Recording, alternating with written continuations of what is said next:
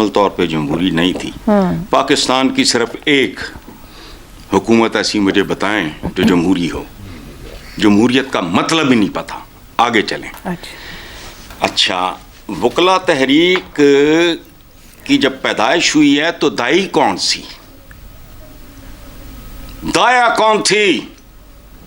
तीसरी बात, ये ज़ैगम साहब ने इसकी तरफ जो इशारा किया है उससे तो मेरे ताल्लुकात बिगड़ते बिगड़ते बच गए थे।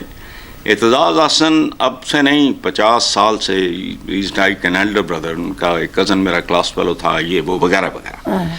वो उस ज़माने में गाते फिरते होते थे रियासत होगी माँ के जैसी। मैंने एक बड़ा नेस्टी कॉलम लिखा पाकिस्तान के सबसे बड़े अखबार में और कहा नहीं, रियासत सौतेली माँ के जैसी होगी। वीडियो पसंद आए तो लाइक करें एवं सब्सक्राइब करें। जय भारत, जय हिंद। उससे पहले भी यही था, आज भी यही है, आइंदा भी यही होगा। अच्छा, रह गई अब आपका सवाल, तहरीक वकला की हो या फकरा की, फकीरों की, गदागरों की, भूखों की, नंगों की, ये तो मैं नहीं जानता। लेकिन आम आदमी की सफरिंग्स और जज्बाती, ज़हनी, नफ्सियाती अबतरी सातवें आसमान को छू रही है। मेरा कोई ज़ाती अखबार नहीं है। पिछले एक दिन की अखबारी वो आप लोगों की नज़रों से नहीं गुजरती होंगी, चूँकि ये 27वीं तरमीम वगैरह बड़ी आम है। भाई ने बहन को, सगी बहन को, बेटे ने माँ को, सगी माँ को, छोटे भाई ने बड़े भाई को, सगे भाई को, और मुजारे ने जिम्मेदार को बेरहमी से मौत के घाट उतार दिया। अच्छा बात नहीं है। ये बिल्हाम नहीं है, खबरें हैं, कल के अखबार उठा के देख कह रहे हैं आप। 27वीं और सियासी मंजर की रौनक जो है ना, वो जो आपने कहा ना रौनक लगेगी, ये रौनक इसके सामने कुछ भी नहीं। जिस रौनक का मुझे खौफ और खदशा है। हसन निसार साहब, मैंने इसलिए पूछा कि वकला तहरीक ने अर्न किया था, 19वीं तरमीम भी अर्न की थी इंसाफ डिलीवर करने के लिए, मगर जो हुआ उसके बाद अगले 16 साल वो सबके लिए एक तमाशा है। वो सियासत से लेके, मैं अब ये कह रही हूँ कि जो अपोजिशन एहतजाज करके वैसी कोई तहरीक समझ रहे हैं बना पाएंगे, क्या दुरुस्त दाव खेल रहे हैं या गलत दाव खेल रहे हैं? अब बात सुने, पहली बात यह है हमारे यहाँ लफ्ज भी बड़े तरह इस्तेमाल होते हैं। अवाम की उमंगों की तर्जुमानी, क्या तर्जुमानी की थी ज़ैगम साहब ने अभी बताया नहीं? पाएगा मजा खेल का। बाद में जो किया मैं एग्री कर रही हूँ उसके साथ। वो भी किया तो क्या होगा? मैं ये कह रही हूँ 7-8 में जिस तरह सिविल सोसाइटी सब जुड़ गए, उसने मुल्क को बद से बदतर की तरफ धकेला। दुरुस्त कह। अब ये हो जाए ना हो जाए, मैं जिन चीजों को पॉइंट आउट कर रहा हूँ उनके लिए दानिश्वरों के पास वक्त नहीं होता। किसी माँ ने बेटे ने मारता, किसी भैनू मारता, फलानू, ये हमारे नजदीक ये इश्यूज नहीं है। लोग नॉर्मल नहीं रह गए, अब ठीक हो गया। ये साईं लोग नीम पागल से हो रहे हैं, सही, उससे बचो। हाँ, ठीक हो गया, ठीक हो गया। 25, 26, 27 करोड़ भूखा, बेआसरा, दुरुस्त, अनप्रोटेक्टेड। जी शहजाद साहब, 2007 में मुशर्रफ का 8 साल इख्तिदार जमहूरी कुव्वतों को मुत्तहिद कर गया था जब वो खत्म हुआ। आज पीटीआई की अपनी हालत कमजोर है, सियासी तौर पर बयानिया कमजोर हो रहा है। क्या आज का सियासी तनाजुर किसी बड़े इत्तेहाद को जन्म दे सकता है? क्या मारूस सपोर्ट करेगा किसी तहरीक को? अच्छा, पहली बात तो यह है कि 2007 की वकला तहरीक के पीछे कौन था? कभी इसकी भी हमने खोज लगाने की कोशिश की है या उसको हमने छोड़ दिया एक हल्का सा इशारा दे के, या उस वक्त भी एक इशारा मिला था और फिर छोड़ दिया गया? किसी ने थपकी दी थी कि कोई बात नहीं, लगे रहो, हम इंशाल्लाह कुछ ना कुछ कर लेंगे। वो कौन था? कर दें आज, इशारे तो बहुत। मैं कह तो रहा हूँ, अभी हसन साहब ने आपको जिक्र किया ना, तो बात इसको भी थोड़ा सा ध्यान में ले आना चाहिए कि उस तहरीक के पीछे कौन था। बहरहाल उसको छोड़ें, बात तो सही है।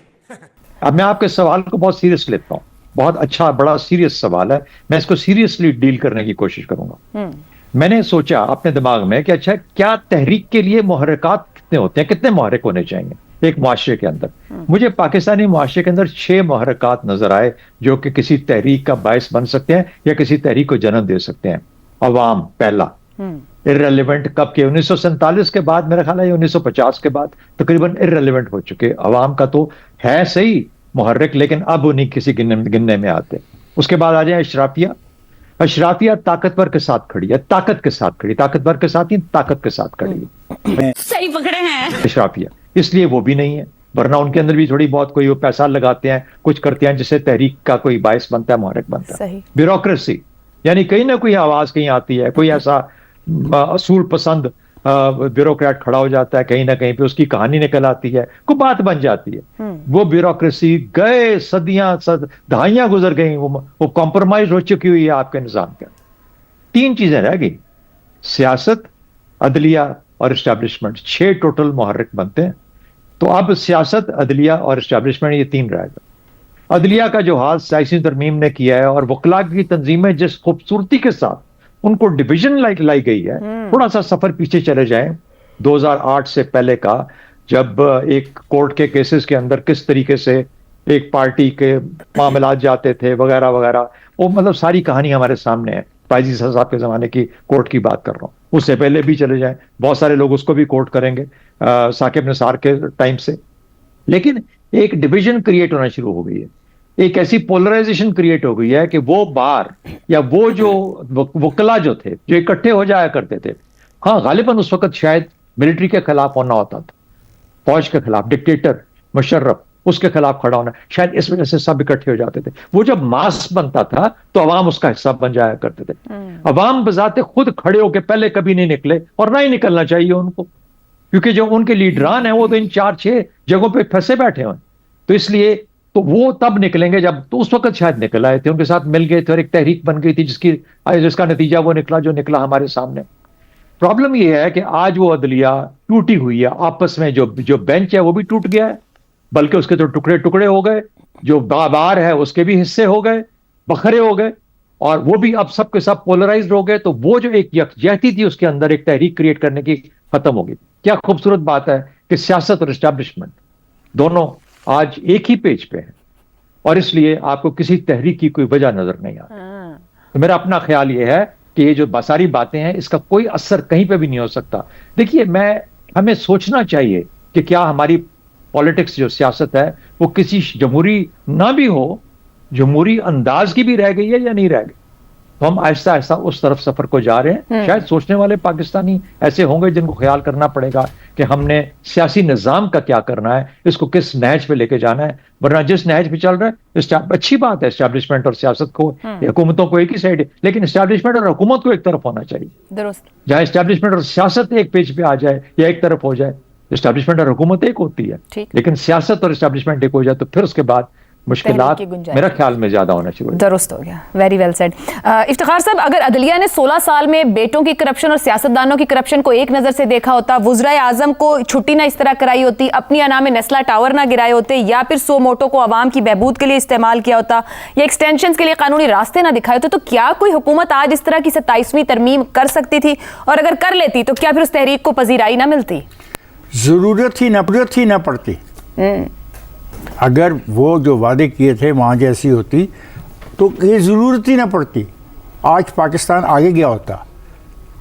آپ نے ہر چیز میں تو اپنے آپ کو استعمال کیا 184.3 کو, 184.3 جو مرضی آئی آپ نے کیا. آپ نے بلڈنگیں گروا دی ہیں. یہ ہمارے ڈیوس روڈ کے اوپر ایک بلڈنگ کو گروا دیا گیا, 7 والی بلڈنگ کو نہیں گروایا گیا. وہ فیروز پور روڈ کے اوپر 2 بلڈنگیں اپاجوں کی طرح کھڑی ہیں, ان کے در و دیوار بتاتے ہیں کہ کیا فیصلے ہوئے. ایسے تو نہیں چل سکتا نا. آپ سلیکٹیو کر رہے تھے انصاف, اور سلیکٹیو انصاف کا نتیجہ نکل گیا. اور میرے دوست زیغم نے تو آپ کو نام بھی بتا دی جن لوگوں کے. اور ایک سوال اور اٹھایا گیا شہزاد صاحب کی طرف سے. شہزاد صاحب, ایسا ہوا کہ ایک چیف آف آرمی اسٹاف نے ایک چیف جسٹس کو بلایا اپنے ساتھ ملاقات کے لیے, اور کہا کہ بھائی تمہارے بارے میں پشاور سے شکایات آ رہی ہیں, کیا ہے. یہ کہہ کے وہ میٹنگ ختم ہوگی اور چیف آف آرمی اسٹاف اس وقت کا چلا گیا. لیکن وہ اس میٹنگ کی تصاویر اس وقوعے کے بعد کچھ منٹوں میں ہی ٹیلی ویژن اسکرینوں کے اوپر آ گئی. سر وہ صدر پاکستان بھی تھے. کون لے کے آیا, کون لے کے آیا؟ یہ ہے وہ آپ کے سوال کا جواب. تو یہ نظام تھا، اور جو وعدے کیے گئے تھے اگر وہ وعدے پورے ہو جاتے، میں تب بھی چیختا تھا کہ بھائی انصاف شروع ہوگا مجسٹریٹ اور سول جج کی عدالت سے. سپریم کورٹ جو ہے وہ اپیلیٹ کورٹ ہے، کروڑوں روپے فیسیں لیتے ہیں. اور یہ بات آپ نے بالکل ٹھیک کہی زیغم نے کہ ایک ہی چیمبر سے سپریم کورٹ پوری کی پوری آ گئی. کو یہ ویڈیو پسند آئی تو سبسکرائب کریں اور بیل آئیکن پر کلک